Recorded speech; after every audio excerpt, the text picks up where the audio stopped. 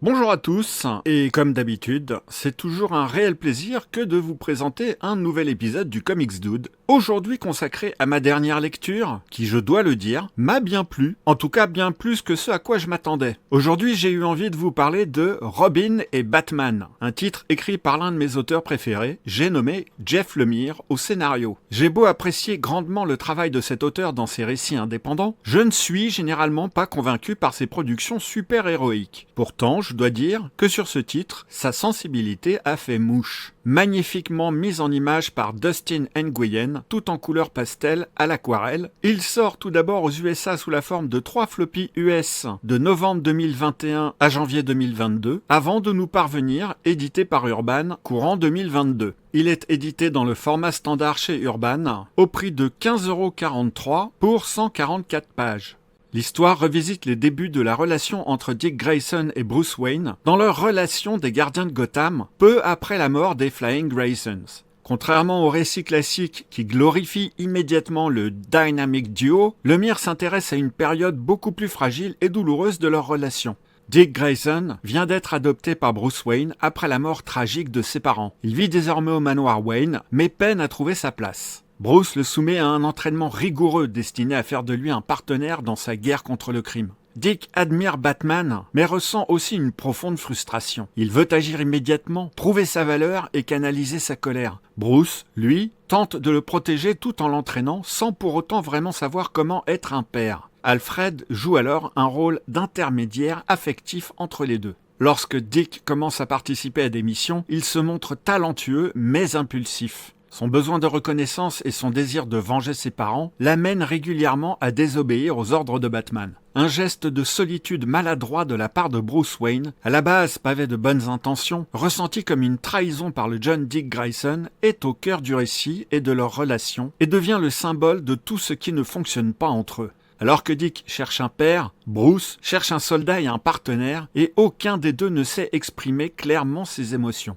Pendant ce temps, l'intrigue policière implique une version de Killer Croc liée au passé du cirque de Dick. Lemire établit un parallèle entre Croc et Robin, deux êtres rejetés et définis par leur apparence ou leur différence. La confrontation finale avec Killer Croc pousse Batman et Robin à leurs limites. Dick doit décider quel héros il veut devenir, une copie de Batman ou quelqu'un de différent. Le climax montre Robin sauvant Batman autant émotionnellement que physiquement. Les deux personnages finissent par communiquer honnêtement pour la première fois, et sans effacer leurs différences, ils reconnaissent leur attachement mutuel. Le récit se termine sur une note optimiste. Robin n'est plus seulement un enfant traumatisé, ni un simple sidekick, il devient un élément essentiel de la vie de Bruce Wayne. Sous fond de lutte contre le crime, l'histoire est avant tout basée sur le deuil. Dick et Bruce ont subi la même tragédie. Pour Bruce, cela s'est passé il y a des années, alors que Dick vient à peine de subir le même traumatisme. La différence est que Bruce s'est enfermé dans sa douleur, tandis que Dick essaie encore de la comprendre. Lemire montre que Batman pense pouvoir aider Dick parce qu'il a vécu la même chose. Mais cette similitude devient aussi un piège. Bruce projette sa propre expérience sur l'enfant au lieu de l'écouter.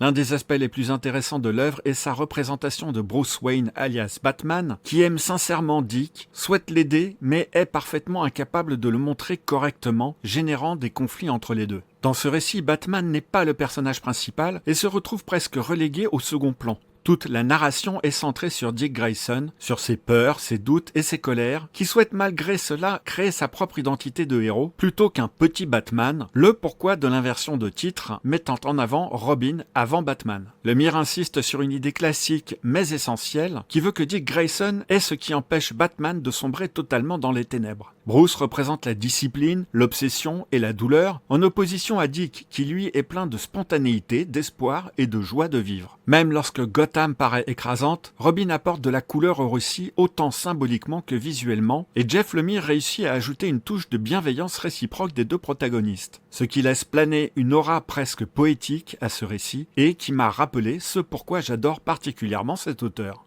Lorsque j'ai acheté ce titre avec beaucoup d'autres, je l'ai immédiatement rangé dans ma bibliothèque et ai fini par l'oublier. Ce n'est que dernièrement, alors que je trouvais enfin du temps pour rattraper l'énorme retard de lecture que j'ai sur mes achats compulsifs, que je l'ai ressorti, et bien qu'il me soit de plus en plus difficile de prendre du plaisir en lisant du super-héroïque, j'ai vraiment apprécié ce titre, grâce à la magie du trait et des couleurs magnifiques de Justin Nguyen, absolument en accord avec le scénario impeccable de Jeff Lemire. Je vous le recommande vivement. N'hésitez pas à faire part de votre ressenti dans les commentaires si vous l'avez lu, et si vous avez apprécié cet épisode, un petit pouce est le bienvenu. C'est peut-être un détail pour vous, mais pour moi, ça veut dire beaucoup. Et si vous êtes nouveau sur ma chaîne, abonnez-vous, activez la petite cloche pour ne manquer aucune de mes prochaines vidéos. Les anciens le savent, ces 3 prochains mois me seront compliqués pour vous garantir des parutions régulières. Donc, en activant la petite cloche, vous serez automatiquement prévenu lorsque ma prochaine vidéo paraîtra. En attendant, n'hésitez pas à aller faire un tour sur ma chaîne. Vous y trouverez beaucoup d'épisodes à même de vous plaire, j'en suis certain.